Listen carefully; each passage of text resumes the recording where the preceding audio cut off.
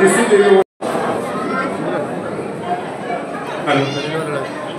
भारत माता की, भारत माता की। आपले सर्वांचे मार्गदर्शक देशाचे यशस्वी पंतप्रधान माननीय नरेंद्र मोदीजी, राज्याचे मुख्यमंत्री सन्माननीय देवेंद्र फडणवीसजी, तसेच आपले लोकप्रिय आणि कार्यक्षम प्रदेशाध्यक्ष माननीय चंद्रशेखर बावनकुळे साहेब यांना कराळकरांच्या वतीने हार्दिक वंदन करतो आणि आपला हा भाजप कार्यकर्ता मेळावा सुरू करतो।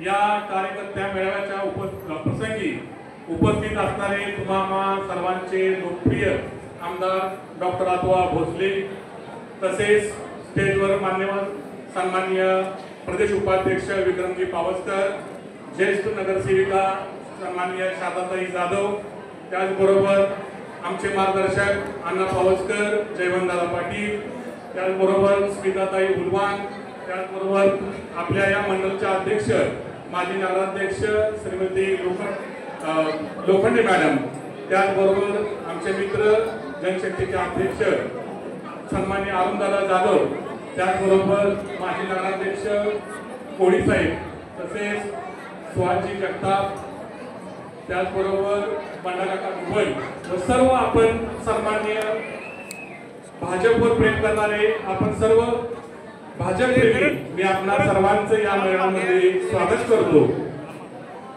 कराड शहरातील भारतीय जनता पक्षाचा पदाधिकाऱ्यांचा व कार्यकर्ता मेळावा हा केवळ एक कार्यक्रम नाही, तर कराडच्या राजकारणात परिवर्तन घडवणाऱ्या नव्या ऊर्जेचा, नव्या दिशेचा आरंभ आहे असं मला वाटतं।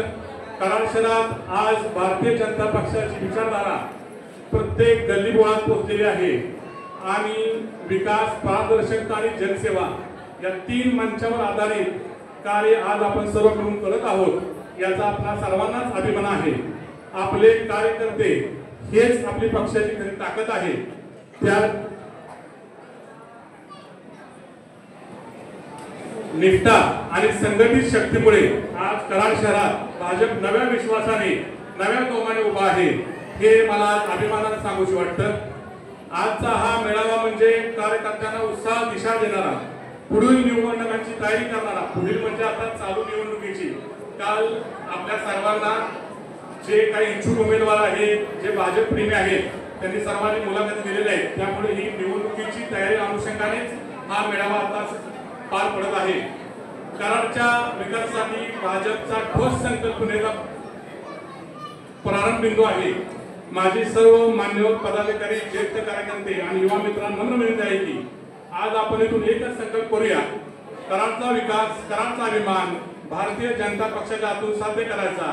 या मेळाव्याच्या उभे सर्व मान्यवरांचे, आयोजकांचे आणि आपल्या सर्व कार्यालयांनी मनपूर्वक स्वागत करतो व माझे प्रस्तावित संपवतो। धन्यवाद। भारत माता की जय, भाजपा जय कराड।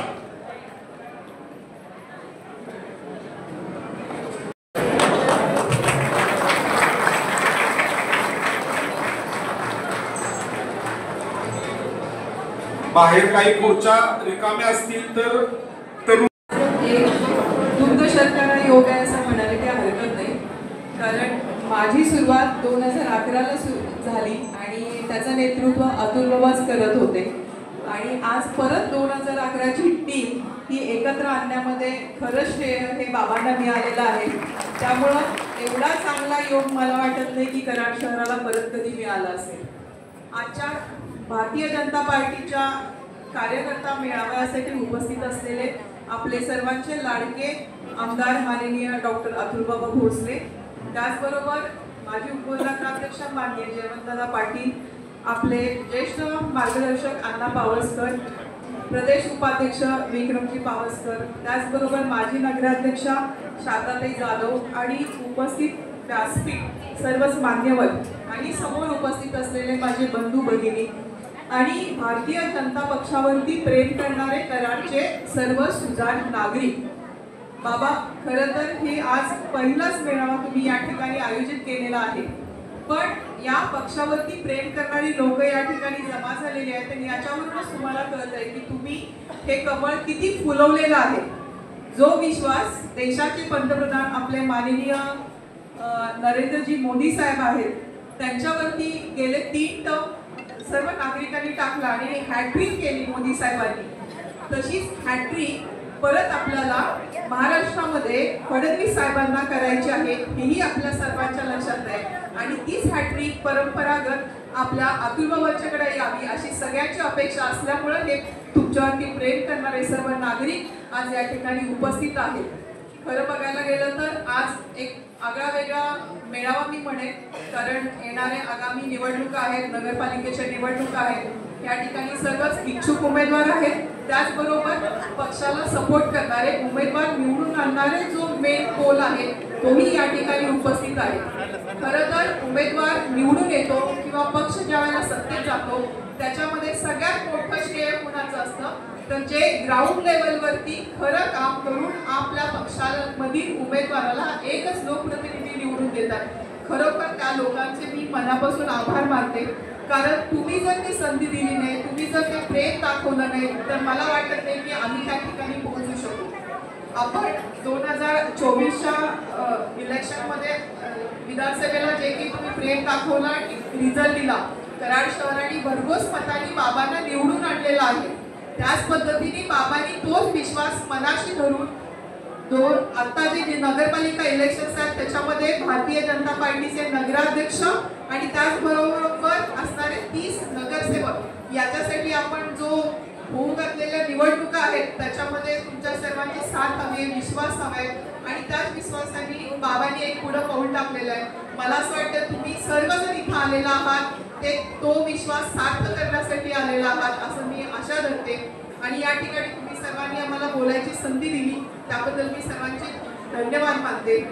फक्त जाता जाता मला एक सांगायचं आहे, मी एक नगरसेवक म्हणून काम केलेलं आहे, तर बाबा खरोखर मी सांगते की कराडकरांचं एक मत आहे, कराड जे नागरिक आहेत त्यांना असं वाटतंय की आम्हाला स्वच्छ सुंदर कारभार हवा आहे आणि शहरामध्ये चांगल्या पद्धतीने कारभार करणारी पार्टी या शहरामध्ये पाहिजे. लोकांना सुख, समाधान, स्वास्थ्य पाहिजे आणि विकास पाहिजे, याच्या पलीकडे काहीही नको. आणि या सगळ्या गोष्टींचा विचार केला तर तो भारतीय जनता पक्ष आणि आपण लाडके आमदार, कर्तृत्व आमदार म्हणून तुमच्याकडे बघितल्यानंतर याची पोचपावती मिळते. म्हणून मी एक नागरिक म्हणून सांगते की जो विश्वास आम्ही तुमच्यावरती दाखवला आहे तोच विश्वास सर्व नागरिक दाखवतील आणि या येणाऱ्या आगामी निवडणुकीमध्ये आपल्याला भरघोस यश मिळेल असं मी सांगेन. आणि धन्यवाद. धन्यवाद ताई. सन्माननीय सन्माननीय विक्रमजी पावसकर, सन्माननीय अण्णा व सन्मान्य आपण सगळे ज्येष्ठ बंधू वगैरे आणि आपण सगळे इच्छुक जे आहेत ते जे कार्यकर्ते आणले त्याच्यामध्ये आपण व्यक्त करतो. गणेश पवारांचे पडले असतील, पायऱ्याचे दरबार सगळे आपण आणि बंधू वगैरे आणि सर्व माजी नगराध्यक्ष, माजी नगराध्यक्ष नावं घेत नाही, सगळे आपले माजी नगराध्यक्ष, उपनगराध्यक्ष कोण असतील सगळ्यांचे सन्माननीय असतील. आदर नाही इथं पुढे आदर नाही पुढे आता कार्यकर्ते मी समजतो. तर आता बाबा आपण जिल्ह्याचे जिल्हाध्यक्ष झालेला आहे, आपल्याला सातारा जिल्हा हे सगळं सांभाळायचं आहे.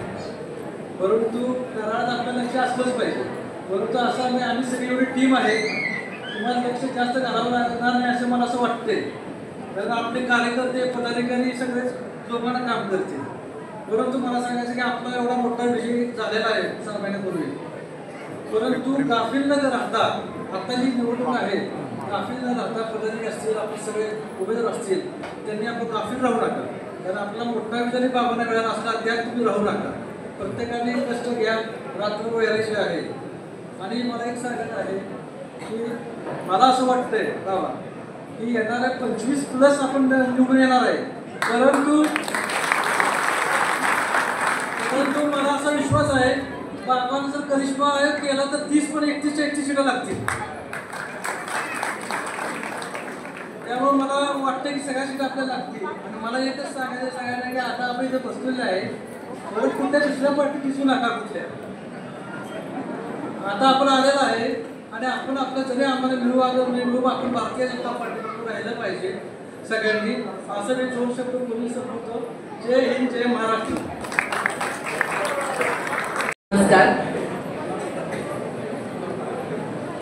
आपल्या कृष्णा कोयनेच्या संगमावर बसलेल्या या ऐतिहासिक अशा कराड नगरीमध्ये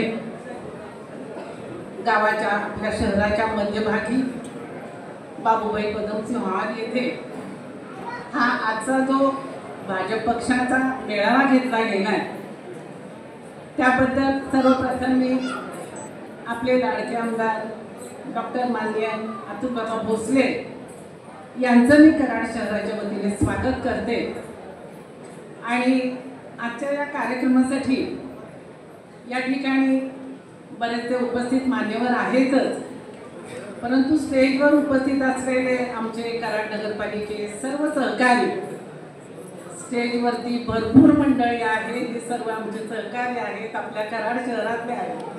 त्यामुळे सगळ्यांचं नाव घेत बसलं तर पुन्हा बाबांचं आपल्याला भाषण ऐकायचं असते, म्हणून सर्व सन्मान्य व्यासपीठ, कारण आमच्याबरोबर काम केलेले नगराध्यक्ष वहिनीताई शिंदे आहे, सुषमाताई लोखंडे आहे, अण्णा आहे, बरीचशी इथं जयवंतदादा आहेत, बाकी बरीच मंडळी, हे सर्वजण हे आमच्याबरोबर सहकारी म्हणून नगरपालिकेत होते. आम्ही एकत्रित काम केलेलं आहे, कारण माझा 30-35 वर्षाचा अनुभव आणि त्याचबरोबर ही सगळी मंडळी आमच्याबरोबर होती.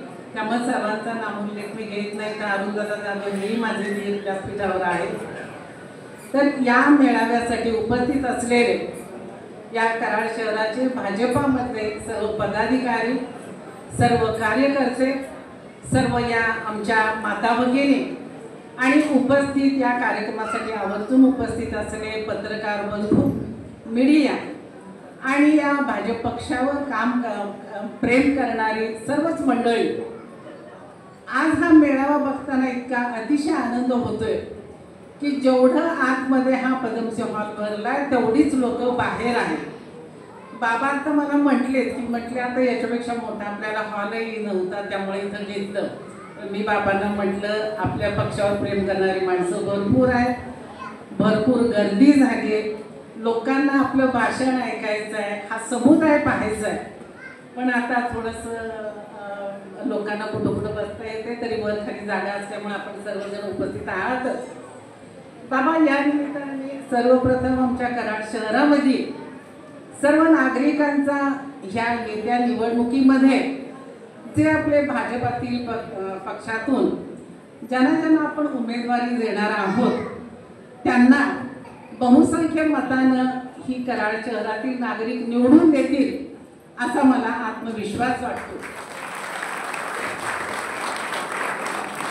कारण हे जे समोर उपस्थित असलेले जे सगळे नागरिक आहेत, यांनी गेले 30-40 वर्ष आमच्या कुटुंबियांना तर अनमोलपणे साथ दिलेली आहेच आणि त्याबरोबर जनतेतून ज्या वेळेला नगराध्यक्षपदाला मी उभी राहिले त्यावेळेला आपल्या शहराच्या कानाकोपऱ्यातून आमच्या माता भगिनी, ज्येष्ठ श्रेष्ठ आमचे सहकारी या सर्वांनी आम्हाला सहकार्य करून त्यांच्यामुळं आम्ही हे पद मिळवू शकलो होतो आणि त्याच्यामुळंच आम्ही हा कराड शहराचा कायापालट करू शकलो होतो आणि विकासही करू शकलो होतो. आज या भाजपाच्या मेळाव्याच्या निमित्तानं मी सांगते की इथं आपले उमेदवार जे असतील ते निश्चितपणे चांगल्या मताने निवडून तर येतीलच, परंतु आपलं सगळ्यांचं ध्येय, मगाशी स्मिताताई जे म्हटल्या की पारदर्शकपणा हा अत्यंत महत्त्वाचा आहे.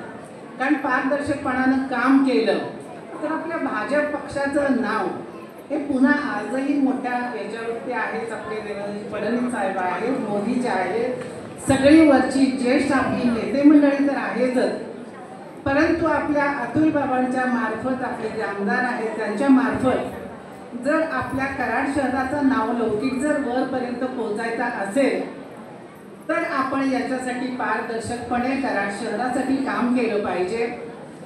जे उमेदवार असतील त्यांना तिकीट मिळेल, ते आपापला प्रचार करतीलच. यावेळेला प्रचाराचा वेळ थोडा कमी आहे, काही गोंधळ आहे, परंतु तोपर्यंत काहींनी प्रचार सुरूही केलेला आहे.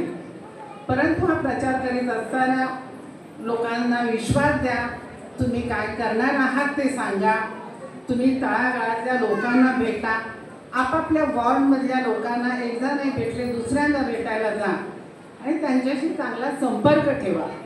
कारण लोकांना काय हवं असतं, मतदारांना काय हवं असतं की उमेदवार हा आमच्यापर्यंत पोहोचला पाहिजे.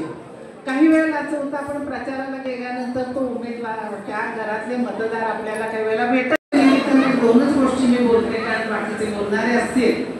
आपल्याला जो माननीय डॉक्टर अतुलबाबा भोसले यांनी आपण आता बघतोय की इतकी मूलभूत गरजा आहेत, त्या मूलभूत गरजांसाठी वापरायचं आहे. नगरपालिकेत येणार आहे, परंतु प्रेफरन्स प्रत्येकाची कामं करता येणं शक्य नसतं. परंतु त्यामध्ये थोडासा संयम ठेवून की आपल्या वॉर्डची कामं 5 वर्षात आपल्याकडून होणारच आहे हे गृहीत धरायला पाहिजे. कारण त्या पद्धतीनं हा पक्ष आपल्याला निधी देतोय. आपल्याला शासनाकडून नगरपालिकेत बरेचसे निधी मिळतात. त्या निधीचा वापर करून आपण आपल्या वॉर्डसाठी, आपल्या शहरासाठी, आपल्या गावासाठी अत्यंत चांगलं काम आपल्या कारकिर्दीत करू शकतो. पण त्यासाठी थोडा संयम राखणे ही आवश्यक आहे. बाबा या निवडणुकीच्या बाबतीत बोलतीलच, कारण आता असं झालंय की प्रचाराला थोडा कमी वेळ वगैरे बऱ्याच गोष्टी आहेत, ते बाबा बोलतील आपल्याशी. परंतु ज्या गोष्टी आपल्याकडून आपल्यावर ज्या जबाबदाऱ्या आपण एक उमेदवार म्हणून जे काय आपल्याला ज्या ज्या गोष्टीची बाबा जबाबदाऱ्या दिलेल्या असतील त्याचं उल्लंघन करू नका. पक्ष मान्य आहे की कार्यकर्ते सांगतात हे करूया ते करूया, परंतु आपण त्या ठिकाणी उमेदवार जो असतो त्यांना जबाबदारीनं ते आपल्या कार्यकर्त्यांना समजावलं पाहिजे. आणि जे जे आपल्याला नियम असतील त्या नियम आणि या निमित्तानं कार्यकर्त्यांना पण माझी विनंती आहे, पदाधिकाऱ्यांना पण विनंती आहे की बाबाचे सांगताना थोडासा कमी करून शेवटच्या घटकेपर्यंत, शेवटच्या क्षणापर्यंत 30 तारखेपर्यंत आपल्याला प्रचाराचा वेळ असतो. नंतर माननीय रोहिणीताई शिंदे माजी नगराध्यक्षा आपले मनोगत व्यक्त करतील.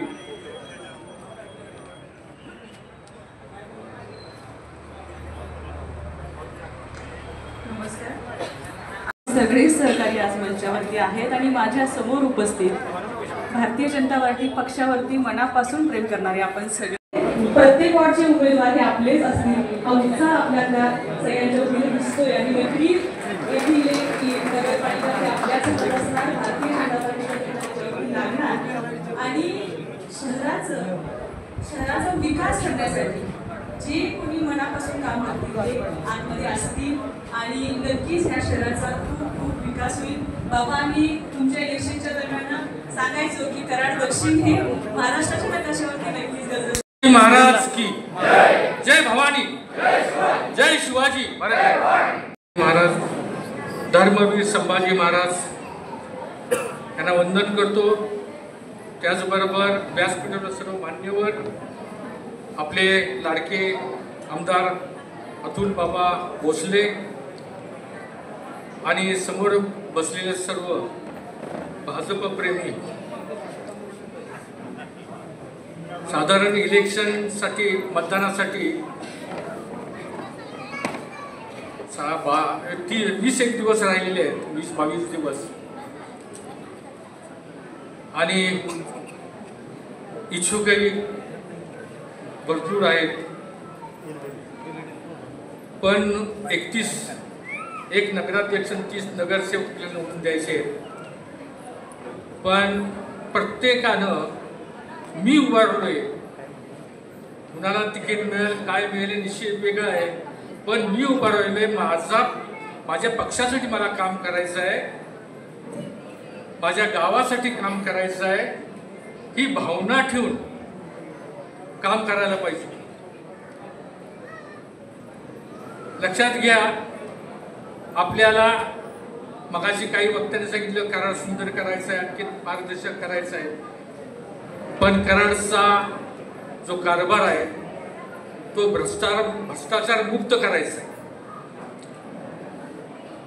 जेणेकरून कराडमधली विकासाची कामं ही नगरपालिकेच्या माध्यमातून, नगरपालिकेचा फंड असतो त्या फंडातून जास्तीत जास्त कशी करता येतील, तो फंड कशा पद्धतीने वापरता येईल.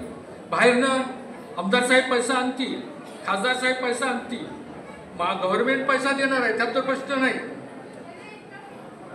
पण आपल्या गावाचा विकास करत असताना आपली आर्थिक परिस्थिती चांगली भक्कम झाली पाहिजे. हे फार महत्वाचं आहे. आणि त्याच्यासाठी म्हणून भ्रष्टाचार मुक्त कराड नगरपालिका हे होणं गरजेचं आहे. भ्रष्टाचार होतोच असं नाही, पण तो जो काय असेल त्या पद्धतीने आपल्याला काम करावं लागेल. विकासाची कामं होत राहतील त्याबद्दल प्रश्न नाही. नुसता रस्ता, लाईट, गटार ही विकास नव्हे, ही दैनंदिन जी ह्याच्यातली कामं आहेत. आणि खरं म्हटलं तर मतदारांना जास्त करून दैनंदिन जी कामं आहेत तीच महत्त्वाची असतात त्यांच्या दृष्टिकोनातून. रस्ता जर चांगला नसेल, लाईट जर वेळेवर लागत नसतील किंवा नसतील, पाणी व्यवस्थित नसेल, तर त्याच्यासाठी मागणी करणाऱ्यांची संख्या, मी गेले 35 वर्ष काम करतोय, मला माहिती आहे की जास्तीत जास्त लोकांचे मोर्चे किंवा आणखीन काय येतं ते त्याच्यासाठी येत असतात. अमुक ठिकाणी इमारत मोठी बांधा, अमुक ठिकाणी हे करा, असं काय हे नसतं. त्याच्यासाठी म्हणून जे काय निवडून येतील त्या निवडून येणाऱ्या प्रत्येक उमेदवारानं हे लक्षात घेतलं पाहिजे. महत्वाची वार्डातली कामं ही फार महत्वाची आहेत. आणि ती कामं असतीलच, त्याचबरोबर सामाजिक काम पण पाहिजे. ज्या वेळेला मतदार आपल्याला निवडून देतो त्यावेळेला खरं म्हणलं तर नगरसेवक म्हणून निवडून देतो. आपण सेवक आहोत, आपण मालक नाही. सेवक म्हणून काम करण्याचे तयारी पाहिजे. आणि त्याचबरोबर आपल्या वार्डातील काही प्रश्न असतील ते प्रश्न मांडण्याची, सभागृहामध्ये मांडण्याची आपली पाहिजे. नुसतं यायचं, हात वर करायचा, बसायचं, ऐकायचं, निघून जायचं असं नाही, पण अभ्यास पाहिजे. प्रत्येक वार्डातल्या उमेदवारांना अभ्यास केला पाहिजे. अभ्यास असेल तरच वार्डाची प्रगती होती, आणि वार्डाची प्रगती झाली तर कराडचा विकास होतो. हे चक्र आहे. आणि त्यामुळं जे काही उमेदवारांना आपल्या भाजपतर्फे तिकीट मिळेल ते करतीलच, पण त्याचबरोबर कुणी नाराज न होता आपण उभं राहिलोय, आपला प्रतिनिधित्व आहे आणि आपण उभं राहिलोय ह्या भावनेतून सगळ्यांनी केलं ना, काम केलं तर 30 नगरसेवकांना 1 नगराध्यक्ष भाजपचाच होईल. पण प्रत्येकानं मनापासून काम करायला पाहिजे. आणि ते मनापासून काम केलं तर 100% तो दिवस 3 तारखेचा दिवस असा असेल की त्या दिवशी 30 नगरसेवक भाजपचे आणि 1 नगराध्यक्ष भाजपचा आलेला डिक्लेअर करावा लागेल. हे तुमच्यामुळे होईल.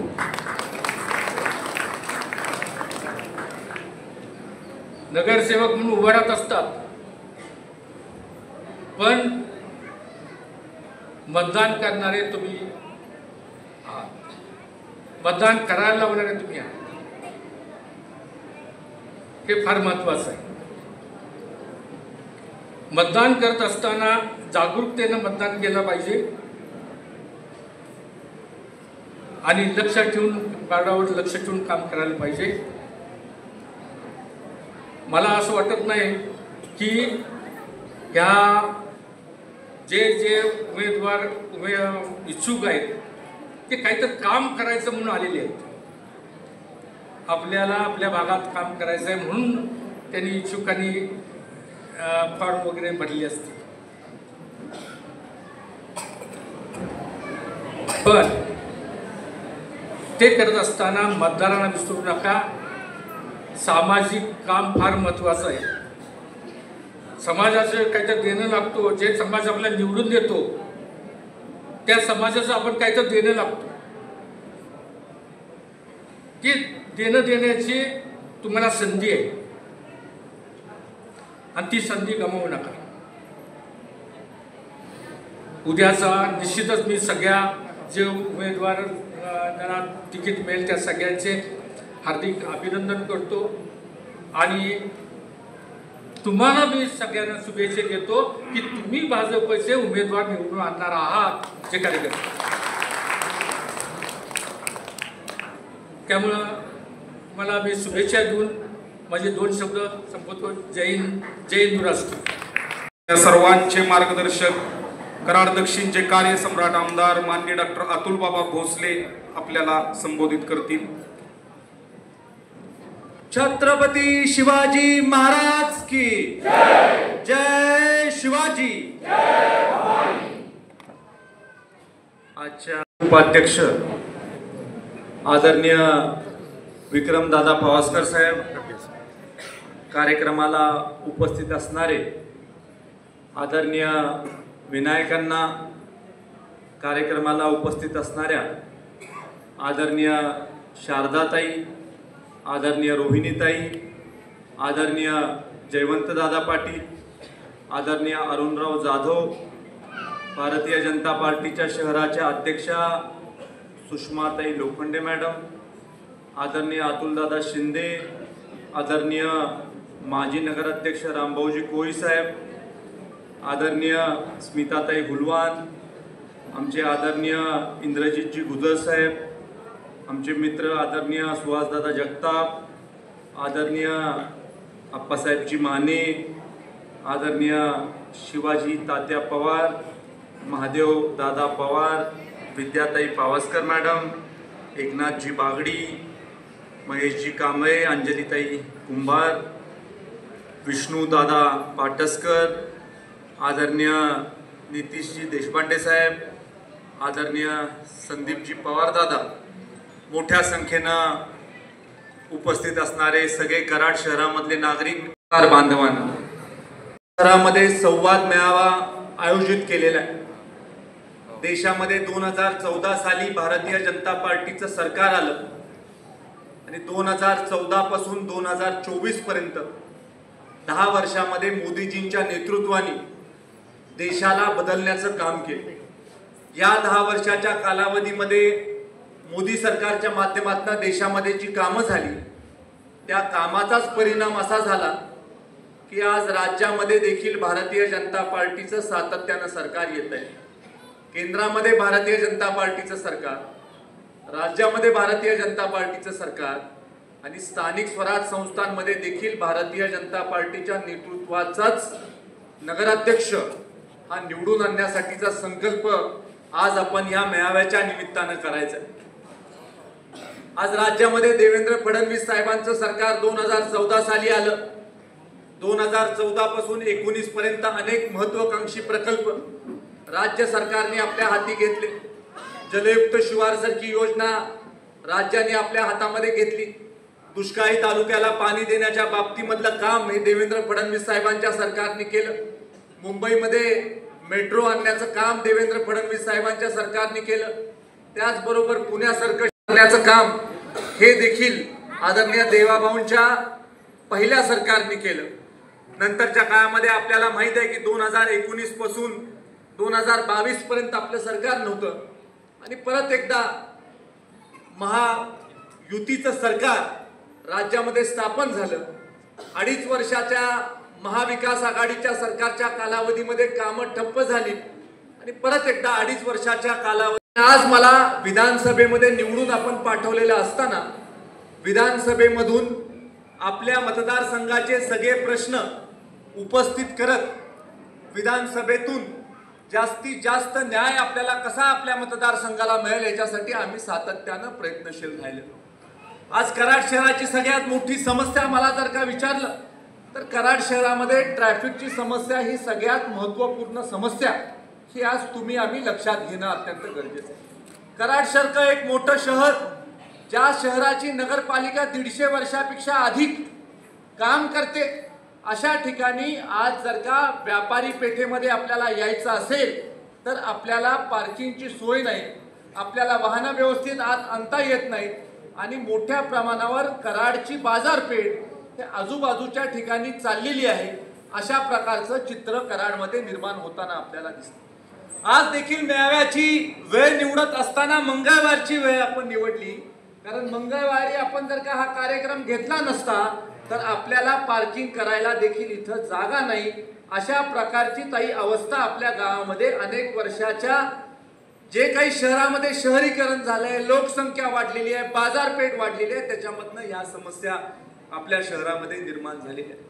शहराच्या पाणी पुरवठ्याच्या बाबतीमध्ये मागं सत्तेमध्ये असणाऱ्या लोकांनी जरूर प्रयत्न केला, पण आपल्याला जर का अशा प्रकारची सोय गावाला निर्माण करून द्यायची असेल की कधीही आपल्याला पाणी पुरवठ्याची अडचण होणार नाही, कधीही पाणी टंचाई होणार नाही, कधीही काही परिस्थिती निर्माण झाली तरी आपल्याला पॅरलल व्यवस्था पाणी पुरवठ्याची राहील, अशी स्थिती निर्माण करण्यासाठी आपल्याला एक कॉन्क्रीट आराखडा या शहरासाठी आखणं हे अत्यंत गरजेचं आहे. आपल्या शहरामध्ये टाउन प्लॅनिंगचे काही वाकान परिसरामधले प्रश्न आहेत, ते देखील आपल्याला मार्गी लावणं गरजेचं आहे. आपल्या ड्रेनेजच्या व्यवस्थेच्या बाबतीमध्ये देखील येणाऱ्या काळामध्ये आपल्याला येणाऱ्या काळाचा अभ्यास करून, येणाऱ्या काळामध्ये वाढणाऱ्या लोकसंख्येचा अभ्यास करून काही पावलं आपल्याला टाकणं गरजेचं आहे. आणि ही पावलं टाकत असताना सारासार लोकांच्या अडचणी विचारात घेऊन आपल्याला ही पावलं टाकणं गरजेचं आहे. हे देखील मी तुम्हाला आजच्या या बैठकीच्या निमित्तानं, कार्यक्रमाच्या निमित्तानं सांगू इच्छितो. माझं स्वप्न आहे की कराड शहरामध्ये एकही झोपडपट्टी शिल्लक ठेवायची नाही. कराड शहरामध्ये झोपडपट्टी वासियांचं पुनर्वसन करायचं आणि ही निवडणुकीपुरती घोषणा नाही.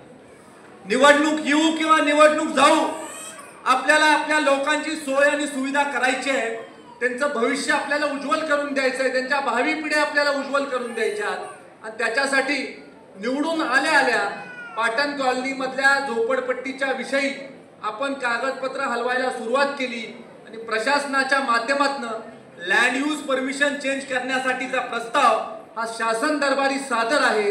लॉ अँड ज्युडिशरी डिपार्टमेंटकडे हा प्रस्ताव सादर आहे आणि निश्चित स्वरूपी लँड यूज परमिशन चेंज करण्याच्या बाबतीमधली पावलं ही महाराष्ट्र राज्याचं सरकार देवाभाऊच्या नेतृत्वाखाली टाकणार आणि जी जमीन पार्किंगसाठी रिझर्व्ड होती त्याचं आपल्याला लँड यूज परमिशन चेंज करून लो कॉस्ट हाऊसिंग करायचंय आणि लो कॉस्ट हाऊसिंग ज्या वेळेला त्याची लँड यूज परमिशन होईल त्यावेळेला त्या परिसरामध्ये राहणारी जी लोक आहेत, जे 50-50 वर्ष तिथं वास्तव करतात, त्यांना पक्की राहण्याची घरं आपण त्याच पाटण कॉलनीच्या परिसरामध्ये देऊ शकतो. अनेक ठिकाणी झोपडपट्टीचा प्रश्न आहे. मग स्टेडियमच्या जवळ अरुणदादा आपली चर्चा काल झाली की स्टेडियमच्या जवळची झोपडपट्टी आहे, तिथं देखील आपल्याला काहीतरी करणं गरजेचं आहे. जिथं पुनर्वसन झालंय, जिथं इमारती झाल्यात, त्या इमारतीमध्ये देखील देखरेख करणं गरजेचं आहे, जेणेकरून लोक त्या इमारतीमध्ये व्यवस्थितरित्या राहू शकतील. काही ठिकाणी झोपडपट्टी पुनर्वसन झालं, पण झोपडपट्टी पुनर्वसन झाल्यानंतर ज्या झोपडपट्टीचं पुनर्वसन झालं ती लोक मुळात त्या इमारतीमध्ये राहायला जागा गेली नाहीत, हा देखील एक प्रश्न आहे. त्यामुळे एखाद्याचं पुनर्वसन करत असताना त्याची ना हरकत घेऊन आपल्याला त्याचं पुनर्वसन करणं हे अत्यंत गरजेचं आहे. हे देखील मी तुम्हाला या कार्यक्रमाच्या निमित्तानं सांगू इच्छितो. आज आपण जर का बघितलं तर अनेक आपला नदीकाठचा परिसर असा आहे जिथं लँड आपली खचते किंवा जमीन खचल्यामुळं स्थानिक जे लोक तिथं राहतात आहे ते समस्या व्यक्त करतात आहे, ते शंका व्यक्त करतात आहे, ते मनामध्ये एक प्रकारची भीती घेऊन तिथं राहतात आहे की जर का जमीन खचत असेल तर राहणाऱ्या लोकांची अडचण देखील भविष्य काळामध्ये निर्माण होऊ शकते. आज आपण पाहता की नदीकाठचा अनेक लोकांचा राहणारा परिसर आहे, त्या परिसरामधल्या लोकांची सातत्यानं मागणी असते की रिक्लेमेशनला तुम्ही तिथं काहीतरी पावलं टाका आणि तिथं तुम्ही पूर संरक्षण भिंत देखील देण्याच्या बाबतीमधलं काम केलं पाहिजे. मला सांगताना आनंद होतो की मागच्या कालावधीमध्ये जलसंपदा विभागाच्या माध्यमातून 17 कोटी रुपयाचा निधी आपण पूर संरक्षण भिंतीसाठी उपलब्ध करून दिलेला आहे आणि आता त्याचं टेंडर होईल आणि त्याच्या कामाला देखील सुरुवात होईल आणि पूर संरक्षण भिंत एका टप्प्यापुरती रुक्मिणीनगरच्या ह्या भिंतीचं काम देखील येणाऱ्या काळामध्ये चालू झालेलं आपल्याला दिसेल. खरं तर आपल्या कराडची लोकसंख्या आपण जर का पाहिली तर आपल्या कराडची लोकसंख्या आज मितीला 70,000पेक्षा अधिक झालेली आपल्याला दिसते. आणि आज आपण जर का पाहिलं तर कराड वाढायला कुठं आपल्याला जागा आहे तर कराड वाढायला वाकान परिसर आपण जर का सोडला तर कराड वाढायला जागा नाही, अशी परिस्थिती आज कराड शहरातल्या लोकांची निर्माण झाली आहे. आज आपण जर का बघितलं तर एका बाजूला आपलं गोळेश्वरचं उपनगर आहे, कारव्याचं उपनगर आहे, तिकडे जर का बघितलं तर वारुंजी उपनगर झालेलं आहे, तिकडं बघितलं तर सैदापूरचं आपल्याला उपनगर झालेलं आहे, तिकडं जर का बघितलं तर मलकापूरची हद्द आपल्याला लागलेली आहे. आणि अशा परिस्थितीमध्ये कराडची डेव्हलपमेंट व्हायची असेल, कराडचा विकास व्हायचा असेल तर कराडला खऱ्या अर्थानं रेड लाईन ब्लू लाईनचा जो प्रश्न आहे, नदीपासून किती अंतरावर किती कन्स्ट्रक्शन होऊ शकतं, हा प्रश्न जोपर्यंत मार्गी लागत नाही तोपर्यंत अतिरिक्त बांधकाम आपल्या कराडमध्ये होऊ शकत नाही. ही वस्तुस्थिती तुम्ही आणि आम्ही सगळ्यांनी लक्षात घेतली पाहिजे. रेड लाईन ब्लू लाईनचा प्रश्न काय फक्त कराडचा आहे का? नदीकाठी असणाऱ्या प्रत्येक गावाचा तो प्रश्न. आणि त्याच्यासाठी आपलं जे आर्किटेक्टचं युनियन आहे त्यांनी सुद्धा एक अशा प्रकारचा प्रस्ताव हा राज्य सरकारकडे सादर केला आणि राज्याने एक कमिटी निर्माण करायचा निर्णय घेतलेला आहे. ज्या कमिटीमध्ये लोकप्रतिनिधी म्हणून आम्ही देखील आमचे विचार मांडू आणि कराडला रेड लाईन ब्लू लाईनचा प्रश्न आहे हा कसा टप्प्याटप्प्यानं आपल्याला मार्गी लावता येईल याच्यासाठीचा सुद्धा प्रयत्न येणाऱ्या काळामध्ये आपल्याला करणं गरजेचं आहे. आज आपण जर का बघितलं तर कराडमध्ये सगळी जी डेव्हलपमेंट आहे, कारण आपलं शहर खूप जुनं आहे आणि हे शहर आपलं खूप जुनं असल्यामुळं आपल्या कराडमध्ये लो लाईन डेव्हलपमेंट आहे. खूप मोठ्या स्कायस्क्रेपर्स आपल्या कराडमध्ये नाहीये आणि त्यामुळं ज्या वेळेला आपण रिडेव्हलपमेंटला जातो, ज्या वेळेला एखादं जुनं शहर रिडेव्हलपमेंटला जातं त्यावेळेला असंख्य समस्या या नगरपालिकेच्या माध्यमातून निर्माण होतात किंवा नगरपालिकेकडे असंख्य लोक, असंख्य बिल्डिंग असोसिएशनची लोक असतील किंवा नागरिक असतील, हे रिडेव्हलपमेंटचे प्रश्न नगरपालिकेकडे मांडत असतात. त्यामुळे आपल्याला राज्य सरकारची, केंद्र सरकारची मोठी मदत आपल्या शहराला असणं गरजेचं आहे आणि ही मदत करत असताना टाइम बाउंड मदत आपल्या कराड शहराला होणं गरजेचं आहे. मोठे मोठे आकडे सांगून काही होणार नाही, तर आपल्याला योग्यरित्या योग्य मदत योग्य वेळेमध्ये होण्यासाठीचा संकल्प भारतीय जनता पार्टीच्या सरकारच्या माध्यमातून, या परिसरामधल्या नेतृत्वाच्या माध्यमातून उभा करण्याची खऱ्या अर्थानं आवश्यकता आहे. मला मध्यंतरीच्या काळामध्ये आदरणीय अण्णा आपण एक प्रस्ताव दिला की कराडच्या स्मशानभूमीची रिडेव्हलपमेंट आपल्याला करणं गरजेचं आहे. अण्णा आपण मला प्रस्ताव दिल्यापासून किती दिवसाच्या आत मी तुम्हाला पैसे मंजूर केले हे खऱ्या अर्थानं आपणच सांगणं गरजेचं आहे. 1.5 महिन्यामध्ये कराडच्या स्मशानभूमीला आपण पैसे मंजूर करून दिले आणि हे पैसे मंजूर करून देत असताना माझ्या मनामध्ये एकच विचार होता की ज्या वेळेला गावामध्ये एखादी दुःखद घटना घडते, ज्या वेळेला गावामध्ये बाहेरचे नातेवाईक येतात, आपले मित्र येतात, आपल्या संबंधित लोक येतात, त्यावेळेला आपल्या स्मशानभूमीवरनं आपल्या गावाची ओळख होते आणि त्यामुळे आपल्या स्मशानभूमीची परिस्थिती अत्यंत चांगली पाहिजे. ज्या वेळेला आपल्यामधले एखादी व्यक्ती निघून जाते त्यावेळेला देखील त्याला सन्मानाने निरोप देण्याची भूमिका ही आपल्या गावातल्या लोकांची असली पाहिजे. हे देखील आपण मागच्या काळामध्ये योजलं आणि त्या पद्धतीनं पैसे उपलब्ध करून देण्याचा प्रयत्न आपण राज्य सरकारच्या माध्यमातून केला. राज्य सरकारने त्याला पुढाकार दिला आणि राज्य सरकारने पुढाकार देऊन हे पैसे देखील आपल्याला उपलब्ध करून दिले. मागच्या काळामध्ये जयवंत दादा आपण मला सांगितलं की आपण ओपन स्पेसेसची रिडेव्हलपमेंट करूया. ओपन स्पेसेसच्या डेव्हलपमेंटसाठी नगर विकास विभागाच्या माध्यमातून पैसे उपलब्ध करून देऊया. आपण लगेच विशेष वैशिष्ट्यपूर्ण योजनेमधनं 10 कोटी रुपये उपलब्ध करून दिले आणि कराडचे जेवढे उद्यान आहेत, जेवढ्या ओपन स्पेसेस आहेत, तेवढ्या सगळ्या ओपन स्पेसेसला पैसे उपलब्ध करून दिले आणि अगदी मंगळवार पेठेमध्ये सुद्धा 2.5 कोटी रुपयाचा निधी हा आपण त्या माध्यमातून उपलब्ध करून दिला. मला कधी कधी आश्चर्य वाटतं की कराडमध्ये एवढी मोठी मोठी नावं आहेत, एवढे मोठे मोठे नेते मंडळी आहेत. आज जर का व्यासपीठावर बघितलं तर सगळेच हेवीवेट लोक आपल्या व्यासपीठावर आहे. मगासपासून वर खाली बघत होतो की वजनाने पडू नये आपलं व्यासपीठ. इतके मोठे लोक, इतके मोठे नेते मंडळी आज व्यासपीठावर आपल्या उपस्थित आहेत. आणि नगरपालिकेच्या बिल्डिंगची अवस्था काय? नगरपालिकेच्या बिल्डिंग मध्ये गेल्यावर असं वाटतं की कधी बांधली? नगरपालिकेची इमारत कशी तुमची पाहिजे? मेहरबान होण्यासाठी किती रस्सी खेचा हे मला माहिती आहे. माणसात माणूस गावात राहिलेला नाही अशी परिस्थिती आत्ताच निर्माण झालेली आहे आणि तिकीट डिक्लेअर होतील तेव्हा काय होईल याची मलाच आता काळजी वाटायला लागलेली आहे. आणि मग निवडून गेल्यानंतर आपण ज्या वास्तूमध्ये बसतो तिथं काय अवस्था आहे? तुमचा जो मीटिंग हॉल आहे नगरपालिकेचा, जिथं तुम्ही कराडच्या भविष्याच्या विषयी निर्णय घेता, काय अवस्था आहे त्या मीटिंग हॉलची? मला कधी कधी वाटतं की एवढा अट्टापिट्टा करून तुम्ही निवडून जाता, निवडून गेल्यानंतर त्या इमारतीसाठी पैसे का आजपर्यंत उपलब्ध झाले नाही, ही समस्या माझ्यासारख्या कार्यकर्त्याच्या मनामध्ये सातत्यानं उपस्थित होते. आणि आज मी तुम्हाला सांगू इच्छितो की नवीन जे लोक निवडून जाणार आहेत त्यांना चांगली बसायची व्यवस्था, चांगलं तिथं दालन असावं, चांगल्या पद्धतीची इमारत असावी, याच्यासाठी 3.5 कोटी रुपये नगर विकास विभागाच्या माध्यमातून आपण उपलब्ध करून दिलेले. आणि या सगळ्या गोष्टी करत असताना सातत्यानं माझा प्रयत्न होता की विचारावर कराडामधल्या लोकांनी मतदान करावं, माझ्या कराडकरांनी विचारासाठी मतदान करावं, माझ्या कराडकरांनी उमेदवाराकडे बघून मतदानच करू नये. हे पूर्वीपासून मला वाटत होतं की विचारावर आधारित राजकारण हे आपल्या कराड शहरामध्ये आणण्यासाठीचा अनेक दिवसापासूनचा माझा प्रयत्न होता. आदरणीय नितीशजी, आज मला अत्यंत आनंद होतोय की खरं तर राजाभाऊ काका असते तर त्यांना किती मोठा अभिमान वाटला असता की ज्या वेळेला काहीच नव्हतं त्यावेळेसपासून तुम्ही लढत आहात, ज्या वेळेला कोणच उभा राहत नव्हतं त्यावेळेला तुम्ही उभा राहत होता. आणि आज अशी परिस्थिती आपल्या गावामध्ये आलेली आहे की सर्वसामान्य कराडकर हा भारतीय जनता पार्टीच्या पाठीशी उभा आहे. आज भारतीय जनता पार्टीच्या कमाईची क्षमता वाढलेली आहे, शक्ती वाढलेली आहे आणि त्याचं द्योतक आपल्याला इथं दिसतंय की मोठ्या प्रमाणावर लोक आज या कार्यक्रमाच्या निमित्तानं उपस्थित राहिलेले. लोक बदलासाठी मतदान करतात, लोक चेंजसाठी मतदान करतात, लोक पारदर्शक कारभारासाठी मतदान करतात. विधानसभेमध्ये सुद्धा मतदान ह्याच मुद्द्यांवर झालं होतं आणि आता सुद्धा नगरपालिकेला ह्याच मुद्द्यांवर मतदान होणार आहे हे देखील मी तुम्हाला या कार्यक्रमाच्या निमित्तानं सांगतो. आदरणीय मोदीजींच्या नेतृत्वाखाली या देशाला बदलण्याचं काम चालू आहे. देवाभाऊच्या नेतृत्वाखाली या राज्याला बदलण्याचं काम चालू आहे. आपल्या कराड शहरामधल्या न सुटलेल्या अनेक समस्या आहेत ज्या आदरणीय देवेंद्र फडणवीस साहेबांच्या नेतृत्वाखाली येणाऱ्या 4 वर्षामध्ये माझ्या कार्यकालामध्ये सोडवण्याचा मी प्रयत्न करणार आहे. आणि त्याच्यासाठी बळ देण्यासाठी तुम्ही सगळ्यांनी आम्हाला आशीर्वाद देण्याची गरज आहे.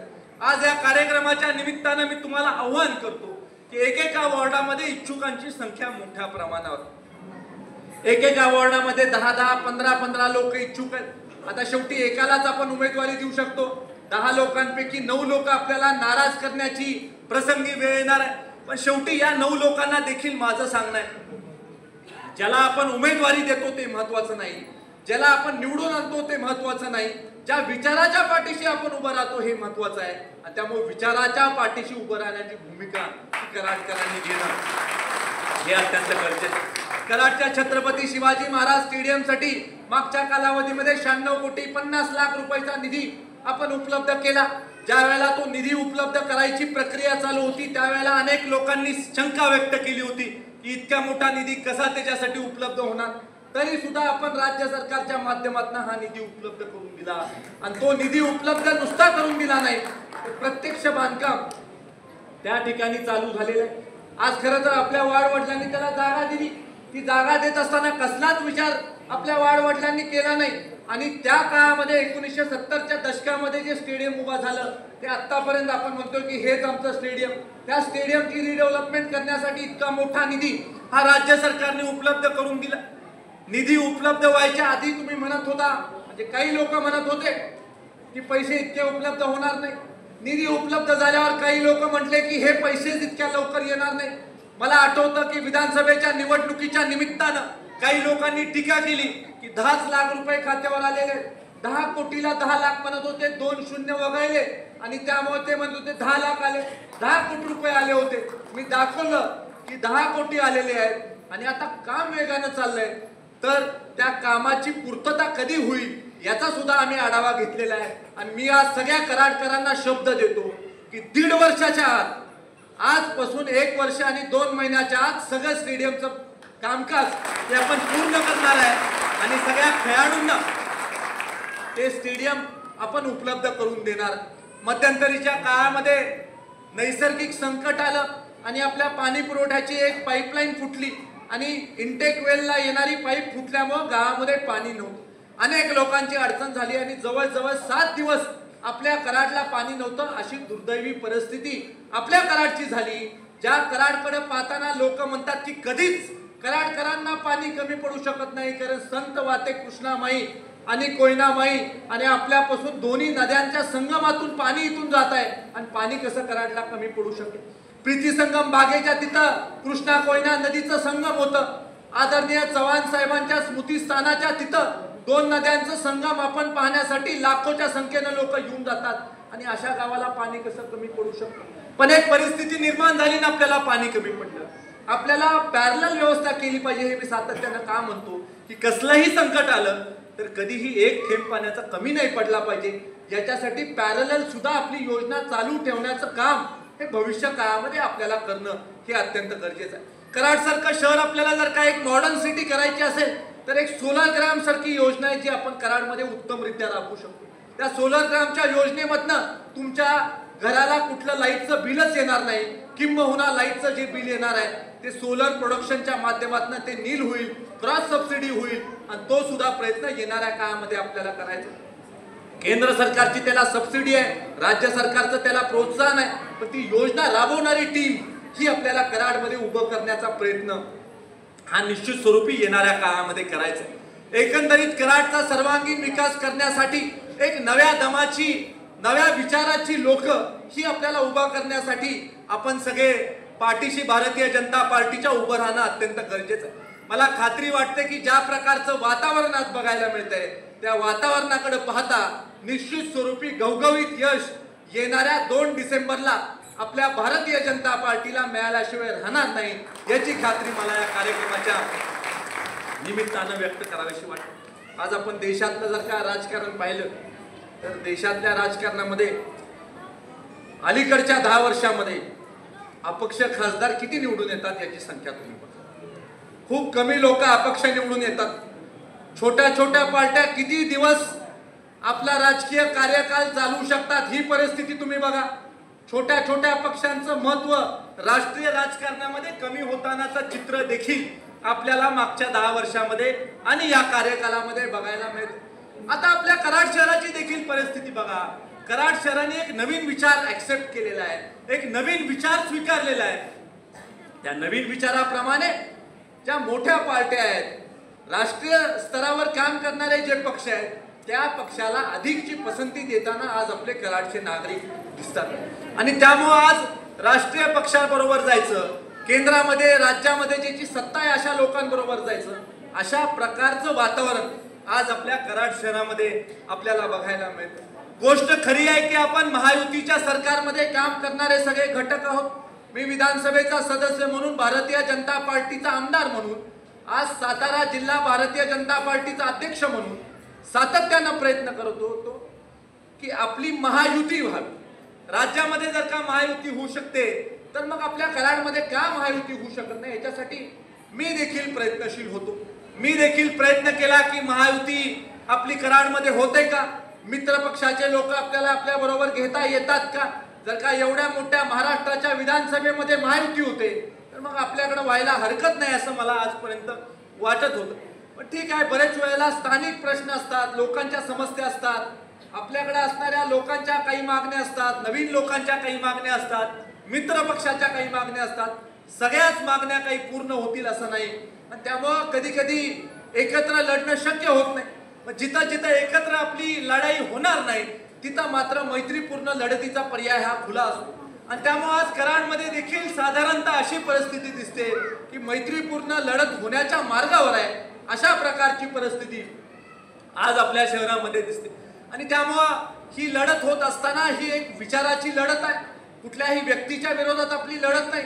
आपला विचार हा कमळाचा भारतीय जनता पार्टीचा विचार आहे आणि तो भक्कमपणे उभा करण्याच्या बाबतीमधला प्रयत्न हा निश्चित स्वरूपी आमचा राहणार आहे. बरेच वेळेला निवडणुकीच्या निमित्तानं आपल्या मनामध्ये किंतु परंतु असतो. बरेचसे समोर बसलेले लोक असे आहेत ज्यांच्या मनामध्ये अजूनही आहे की उद्याच्या 17 तारखेला नेमकं काय होणार, आपल्याला संधी मिळणार की नाही, संधी नाही मिळाली तर आपण काय करायचं.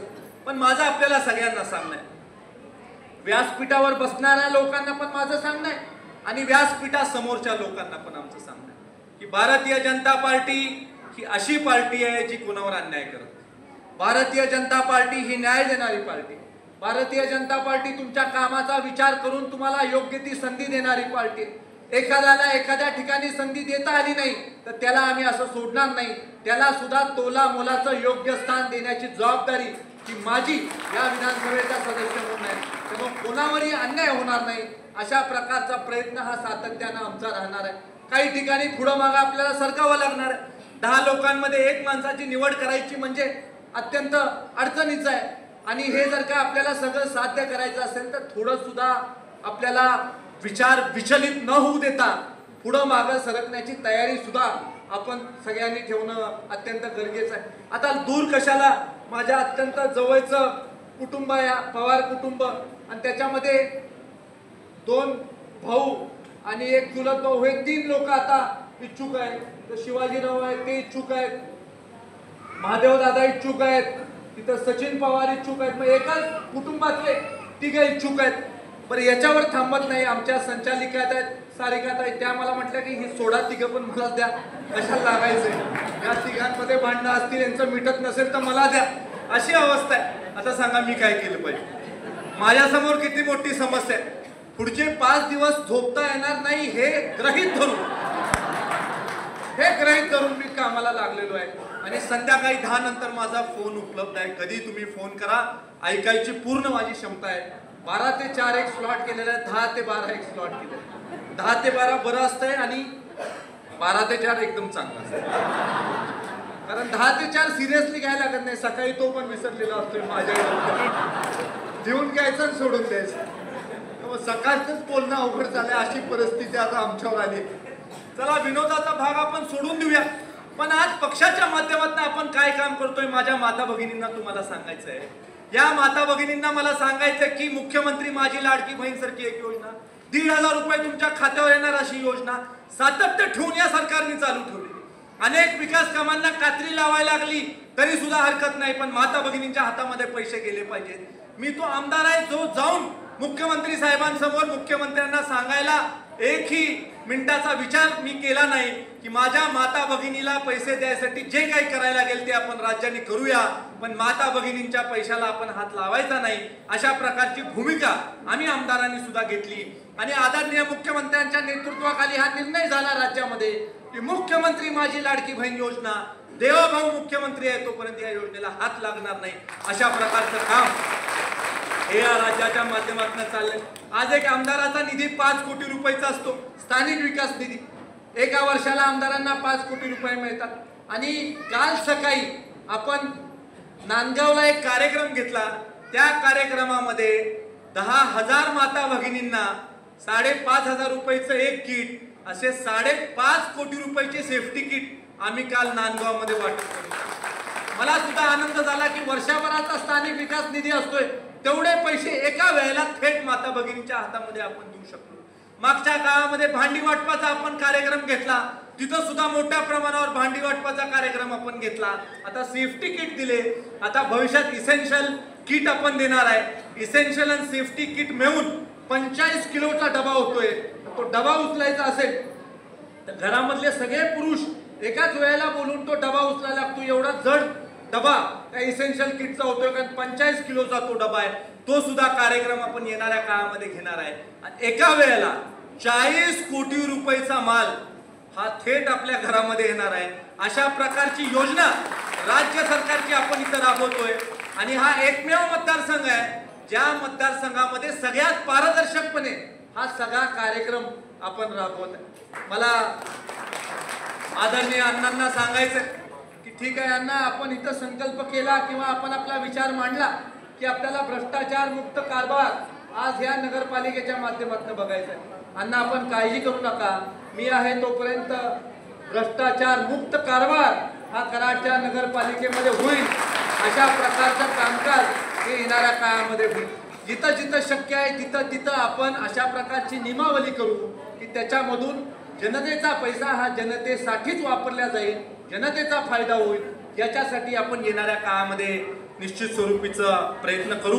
माझं स्वप्न आहे की येणाऱ्या काळामध्ये कराड नगरीचं वैभव, कराड नगरीचं नावलौकिक, कराड नगरीचं नकाशावरचं स्थान, कराड नगरीचा एक प्रकारचा दबदबा हा विकासाच्या बाबतीमध्ये, सुंदर शहरांच्या बाबतीमध्ये आणि देशामधल्या प्रमुख शहरांपैकी एक सुंदर नगरी बनवण्यासाठीचा प्रयत्न हा भविष्य काळामध्ये तुम्ही आम्ही सगळ्यांनी मिळून करूया.